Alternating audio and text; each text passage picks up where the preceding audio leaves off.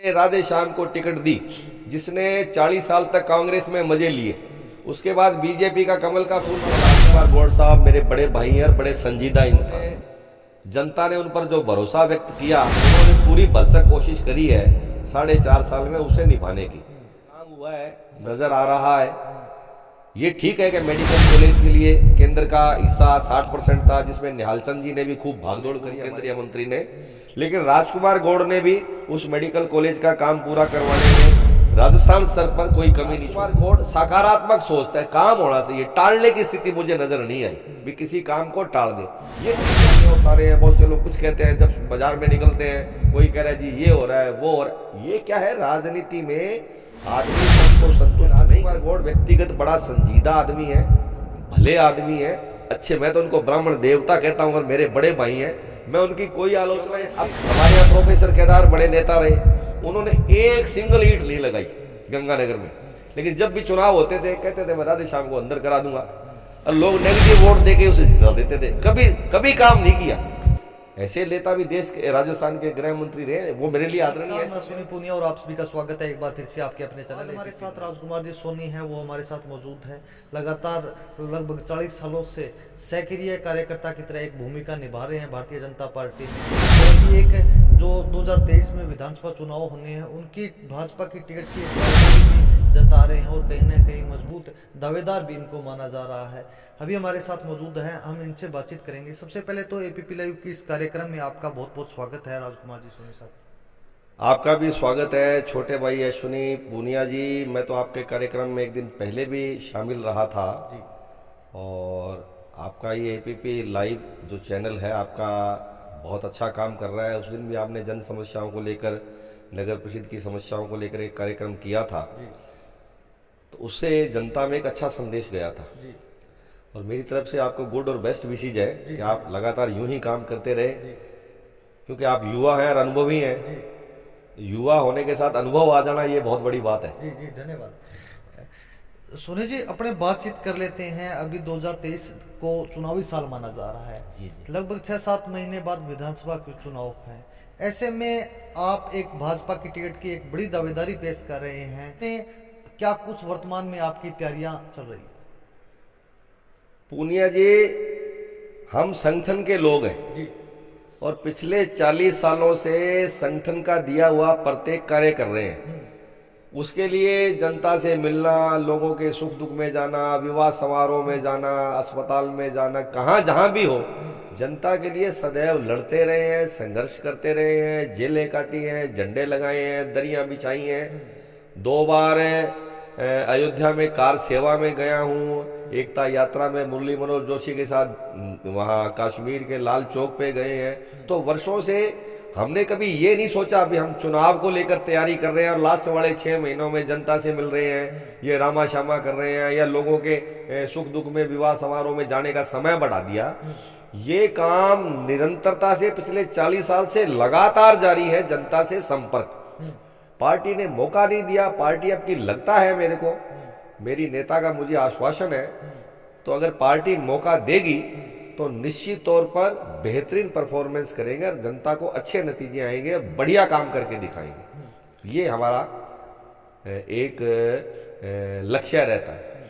अभी एक हमें भी जैसे सूत्रों के हवाले से सूचना मिल रही है, एक बाजार में एक चर्चा का विषय बना हुआ है कि कहीं ना कहीं राजकुमार जी सोनी के पूर्व मुख्यमंत्री वसुंधरा राजे सिंधिया से काफ़ी अच्छे संबंध माने जा रहे हैं। उन संबंधों को लेकर के ये कहा जा रहा है कि राजकुमार जी सोनी को ये वसुंधरा राजे ने बोल दिया है कि आपकी टिकट फाइनल है और आप चुनाव की तैयारी करो। ऐसा कुछ सुनने मिल रहा है, कितना कुछ सच्चाई है? हमारा सबसे पहले तो हमारी सोच और राजस्थान के करीब 8 करोड़ राजस्थानियों की सोच है और उनका ये संकल्प भी है कि वसुंधरा राजे जी राजस्थान की 2023 में मुख्यमंत्री बने। ये जनता, 8 करोड़ जनता का ऐसा संकल्प है। हमारा पहला तो लक्ष्य यही है कि राजस्थान में वसुंधरा जी के नेतृत्व में सरकार बने, क्योंकि वसुंधरा जी राजस्थान की अब तक की सबसे बेहतरीन मुख्यमंत्री साबित हुई है। रही बात चुनाव लड़ने की, वसुंधरा जी चुनाव लड़ाएंगे तो निश्चित तौर पे जरूर लड़ेंगे, लेकिन ये ठीक है कि उनका मुझ पर बड़ा आशीर्वाद है एक बच्चे की तरह उनका मेरे को बच्चा समझ के खूब स्नेह करती हैं, खूब आशीर्वाद है। और अगर वो चुनाव लड़ाती हैं तो निश्चित तौर पर जरूर लड़ूंगा। और दूसरा मैं ये कह रहा हूं कि गंगानगर से भारतीय जनता पार्टी जीतेगी, ये भी तय है। भारतीय जनता पार्टी की टिकट को लेकर के यहाँ प्रतिदिन एक नया उम्मीदवार आता है और टिकट की दावेदारी पेश करता है, और जो लाइन है वो काफी लंबी होती चली जा रही है। ऐसे में आप टिकट को लेकर के कितना कुछ सोचते हैं? पूनिया जी, लोकतंत्र में टिकट मांगने का सबको अधिकार है, लेकिन हम तो 40 साल से पार्टी की ईमानदारी से सेवा के कारण टिकट मांग रहे हैं। इस पार्टी ने राधे श्याम को टिकट दी, जिसने 40 साल तक कांग्रेस में मजे लिए, उसके बाद बीजेपी का कमल का फूल थमा दिया। तो हमने ईमानदारी से, जिसकी हम मंचों पर सदैव आलोचना करते थे उनकी कार्यशैली की और कांग्रेस की नीतियों की, लेकिन हमने उसको कहा, उसको भी हमने बताया कि अच्छा आदमी है, जिताओ। और जनता ने हमारे कहने पर, हमारे प्रयास पर, हम सब के मिलकर पार्टी ने प्रयास किया, वो एमएलए बने। तो हमने तो पार्टी के लिए, उसके लिए भी त्याग किया। लेकिन अब कब तक पार्टी, कब तक हमें मौका नहीं देगी? अब 56-57 साल उम्र होने को आ गई है, और आने वाले 5 साल के बाद ये कहने लग जाएंगे आप तो बूढ़े हो गए, साइड में हो जाओ, तो उसके बाद कहाँ मौका है? तो इस निश्चित तौर पर हमारा दावा बनता है, बड़ा मजबूत दावा बनता है। और मैंने तो जेपी नड्डा जी को, अमित शाह जी को, बड़े नेताओं को जाकर भी कहा है, लेकिन मुझे भरोसा वसुंधरा जी पर है। वसुंधरा जी मेरी नेता है और मुझे चुनाव लड़ाएंगे, ऐसे मुझे भरोसा है। बाकी वो जो आदेश करेंगी उसकी हम पालना करेंगे। हमने तो वसुंधरा जी के आदेशों की पालना करनी है। भाजपा राजस्थान में 2023 के विधानसभा चुनाव में किसके नेतृत्व में चुनाव लड़ने जा रही है? भाई अभी ये फैसला तो हुआ नहीं है, लेकिन जो परिस्थितियां राजस्थान में बड़ी तेजी से बदल रही है ना, उससे ये लगभग तय है कि वसुंधरा जी ही इस राजस्थान का अगला चेहरा होंगे। क्योंकि वसुंधरा जी के मुकाबले में, उनके इतने बड़े कद के मुकाबले में राजस्थान में अब वर्तमान में कोई नेता नहीं है। और वसुंधरा जी ऐसी नेता है जो 25 लोकसभा की सीटें बड़े आराम से जीत कर दे सकती है। मेरे शायद प्रधानमंत्री जी को और नड्डा जी को और अमित शाह को राजस्थान में एक भी दौरा करने की जरूरत नहीं है। अगर उनके जिम्मे लगा दिया जाए तो 25 की 25 सीटें जीतकर मोदी जी की और पार्टी के झोली में डाल देगी। क्योंकि जनता में उनकी बड़ी जबरदस्त पकड़ है, जहां भी जाती हैं लोगों का हजूम अपने आप स्वतः आता है। नहीं तो लोग कार्यक्रमों में मैनेज करके लोगों को लाते हैं, लेकिन वसुंधरा जी के नाम से जनता आज उमड़ पड़ती है। तो ये वसुंधरा जी के प्रति जनता का विश्वास है, दृढ़ विश्वास है कि ऐसी नेता राजस्थान का भला कर सकती है। और मुझे पूरा भरोसा है कि राजस्थान की अगली मुख्यमंत्री वसुंधरा राजे ही बनेगी। सोनी जी, लगभग 4.5 साल के पिछले कार्यकाल की अपने बात करें तो राजस्थान में कई जगह बाई इलेक्शन हुए हैं। उन उपचुनाव में एक तो सीटों को छोड़ करके बाकी सब जगह बीजेपी हारी है, क्या कारण मानते हैं आप? कुछ वहां की परिस्थितियां उन विधानसभाओं की ऐसी रही,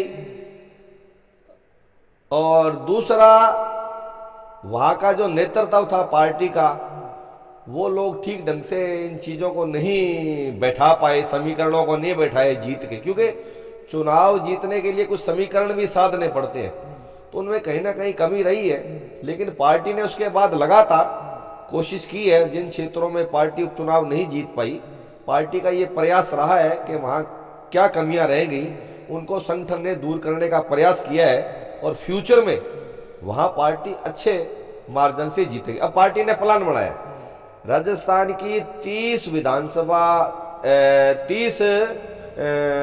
विधानसभा सीटों में 115 ऐसे नेताओं को लगाया है कि जहां बीजेपी कभी जीती नहीं है। उन सीटों को जिताने के लिए पार्टी ने राजस्थान में 115 नेताओं को तैयार करके लगाया कि ये सीटें हर हालत में हमने जीतनी है। आप उसके लिए चाहे बूथ स्तर पर जाओ, आप शक्ति केंद्र तक जाओ, आप 36 बिरादरियों से मिलो, ये सीटें हमें इस 2023 में हर हालत में जीतनी है। और भाजपा अपनी पूरी तैयारी कमर कस के लगी हुई है। और सीपी जोशी साहब हमारे बड़े अच्छे नेता हैं, चित्तौड़ से सांसद है, अनुभवी हैं, युवा हैं, उनके नेतृत्व में भी पार्टी अब इन दिनों में और बेहतर काम कर रही है, जिसके अच्छे परिणाम आपको चुनाव में नजर आएंगे। आपकी उम्र लगभग 55-56 साल की हो चुकी है और जो भाजपा ये कह रही है, भारतीय जनता पार्टी ये बात कह रही है कि हम 60 और 65 से ज़्यादा की उम्र को टिकट नहीं देंगे, तो ऐसे में आपके लिए तो ये इस योजना में लास्ट ऑप्शन है। अगर इस योजना में आपको टिकट नहीं मिलता है तो क्या आप पार्टी की बगावत करेंगे या पार्टी जिसको टिकट देगी उनके साथ रहेंगे? बगावत नहीं करेंगे, बगावत पार्टी का आदेश सर माथे मानेंगे। लेकिन मुझे भरोसा है कि कुछ मैं ज्योतिष का भी ज्ञाता हूं, तो मुझे भरोसा है कि अब की बार पार्टी मुझे मना नहीं करेगी। मैं जिस भी नेता से मिल रहा हूं, अपना बायोडाटा दिखा रहा हूं, तो वो खुद कहते हैं कि आपने बड़ी तपस्या की है इस पार्टी में और आपको मौका मिलना चाहिए। मुझे किसी ने नहीं कहा कि आपका क्लेम नहीं बनता। मैं कहता हूं जी, कांग्रेस से आए हुए लोग जिन्होंने, अब भी 2-4 नेता से है जिन्होंने 30-30, 40-40 साल कांग्रेस में मजे ले लिए, अब बीजेपी का राज आने वाला है, वो कहते बीजेपी की टिकट ले लेंगे। कैसे ले लेंगे? मैनेजमेंट करके ले लेंगे। तो ऐसी जब बातें सुनते हैं दिल दुख तो पाता है, लेकिन नेताओं का जो आश्वासन है ना, पार्टी ने तय किया अब की बार कि 200 सीटों में से 50 ऐसे चेहरों को उतारेंगे जिन्होंने पार्टी के लिए त्याग तपस्या की है, जिन्होंने वर्षों से पार्टी के लिए काम किया है। पार्टी का लक्ष्य है 50 ऐसे कार्यकर्ताओं को टिकट देने का, उनमें हमारा नंबर जरूर आएगा। बात करें गंगानगर विधानसभा क्षेत्र की, तो यहाँ पर लगभग 4.5 साल का वर्तमान विधायक का कार्यकाल पूरा हो चुका है। वर्तमान विधायक राजकुमार गौड़ निर्दलीय चुनाव जीते और कांग्रेस को समर्थन दे दिया और बड़े बड़े दावे किए जा रहे हैं कि विकास बहुत ज़्यादा किया है, इतना विकास किया है कि आज तक नहीं हुआ। क्या कहना चाहेंगे उनके कार्यकाल के बारे में, आपका क्या कहना? निश्चित तौर पर राजकुमार गौड़ साहब मेरे बड़े भाई हैं और बड़े संजीदा इंसान हैं, और मेरा उनसे पिछले 40 साल से एक बड़े भाई और छोटे भाई का नाता है। मैं उनकी कार्यशैली पर इसलिए उंगली नहीं उठाता कि उन्होंने, जनता ने उन पर जो भरोसा व्यक्त किया, उन्होंने पूरी भरसक कोशिश करी है 4.5 साल में उसे निभाने की। सड़कों का काम हुआ है, नजर आ रहा है। ये ठीक है कि मेडिकल कॉलेज के लिए केंद्र का हिस्सा 60% था, जिसमें निहाल चंद जी ने भी खूब भागदौड़ करी, हमारे लोकप्रिय सांसद ने, पूर्व केंद्रीय मंत्री ने। लेकिन राजकुमार गौड़ ने भी उस मेडिकल कॉलेज का काम पूरा करवाने में राजस्थान स्तर पर कोई कमी नहीं छोड़ी। तो दोनों ने मिलकर 60 और 40 का रेशो है।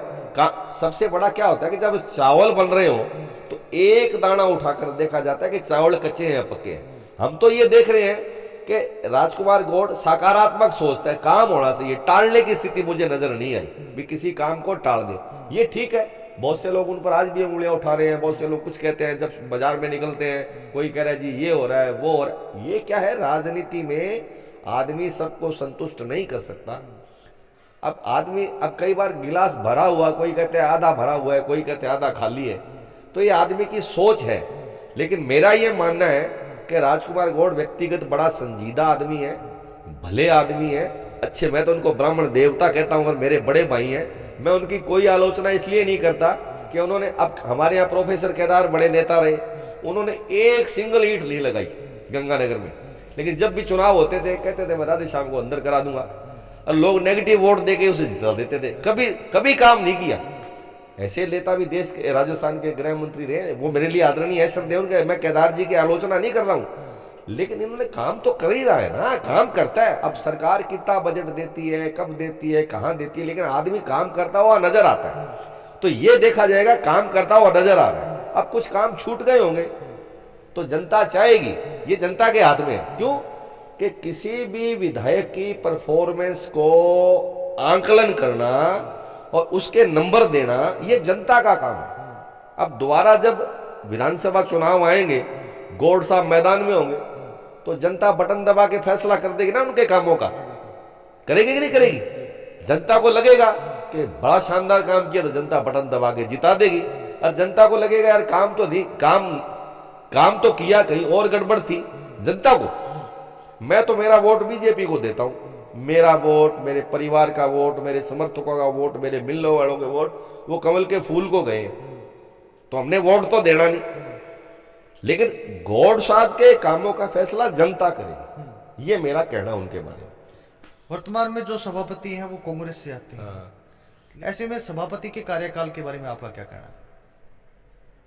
सभापति का कार्यकाल देखो, नगर परिषद है ना, ये इसको मैं हार का ठीकरा मानता हूं। मेरा ऐसा आकलन है, जिसने नगर परिषद की राजनीति करी ना, उसको विधायक बनने में बड़ी मुश्किल आती है, क्योंकि नगर परिषद में काम करना कांटों का ताज है।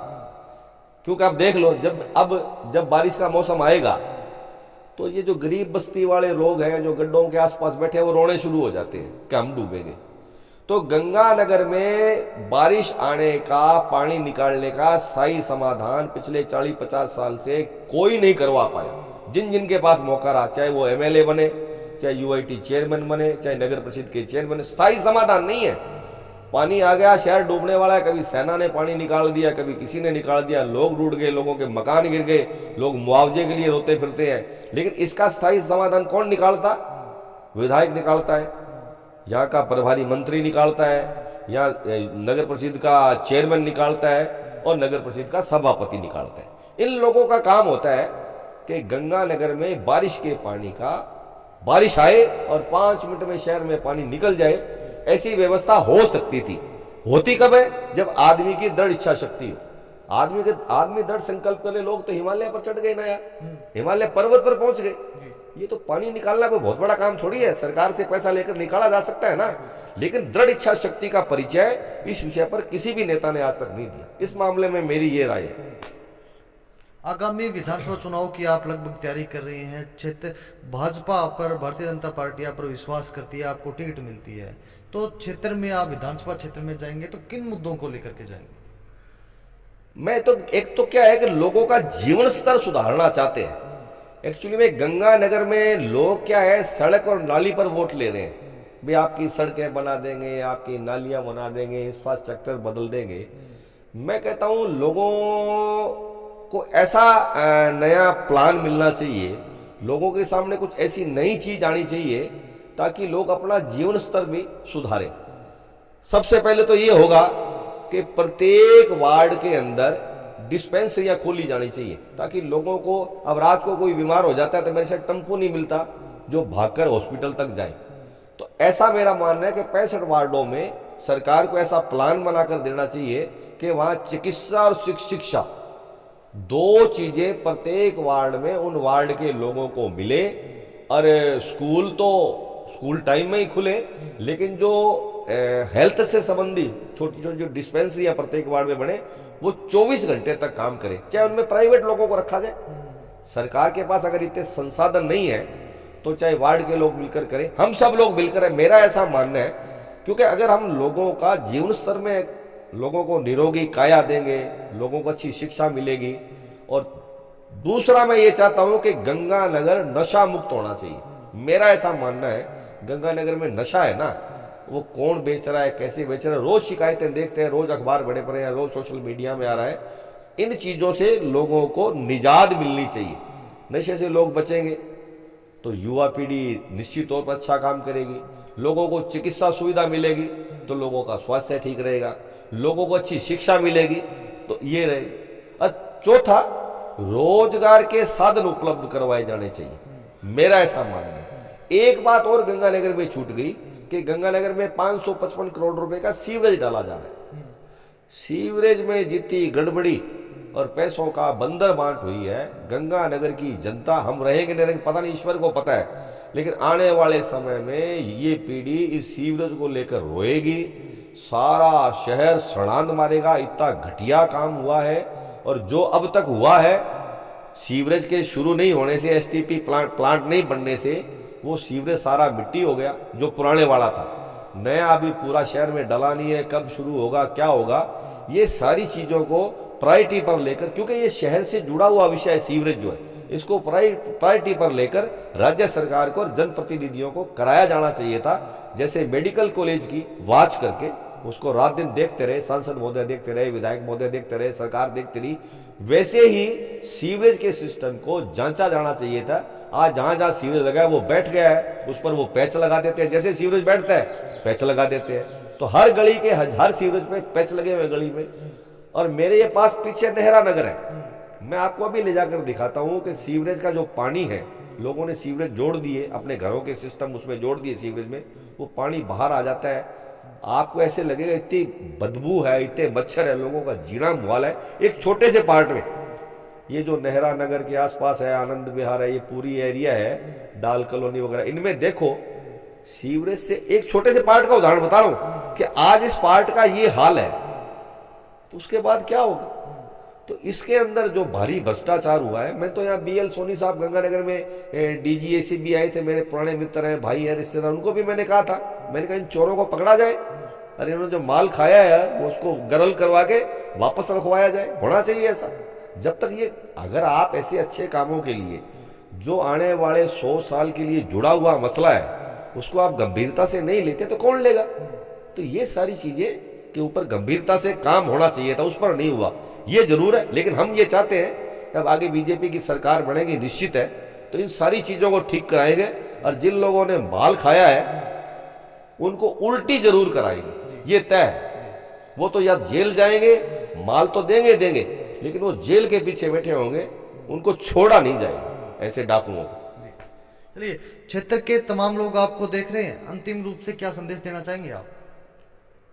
अंतिम रूप से ये संदेश देना चाहूंगा कि भारतीय जनता पार्टी की कार्यशैली को, भारतीय जनता पार्टी की सरकारों को, प्रोग्रामों को, उपलब्धियों को देश की जनता देख रही है। जहां जहां भारतीय जनता पार्टी की सरकार बनती है, उनके MLA बनते हैं, उनके प्रतिनिधि बनते हैं, वहां भ्रष्टाचार भी नहीं होता, काम भी होते हैं, सकारात्मक सोच भी रहती है। तो भारतीय जनता पार्टी के लोगों को मौका मिले और भारतीय जनता पार्टी का कमल खिले। मैं लोगों को यही संदेश दे जाता हूँ जो आपके जीवन स्तर को सुधार सकता है और भ्रष्टाचार रहित आपको शासन दे सकता है, यही मेरा लोगों को संदेश है। चलिए, ये थे हमारे साथ भाजपा नेता राजकुमार सोनी जी। श्री लगातार 40 वर्षों से भारतीय जनता पार्टी में रह करके आमजन की सेवा में लगे हुए हैं और एक तरह से सक्रिय कार्यकर्ता की तरह यहाँ काम करते हैं। और पार्टी की इन्होंने एक बड़ा दावा किया है कि भारतीय जनता पार्टी और पूर्व मुख्यमंत्री वसुंधरा राजे का मुझे बड़ा आशीर्वाद है, मुझे बड़ा स्नेह मिलता है और टिकट निश्चित रूप से मुझे मिलेगी और मैं श्रीगंगानगर की जनता के लिए जो नए आयाम स्थापित करने हैं वो जनता के लिए करेंगे। आगे की अपडेट के लिए हमारे साथ बने रहिएगा, तब तक के लिए धन्यवाद।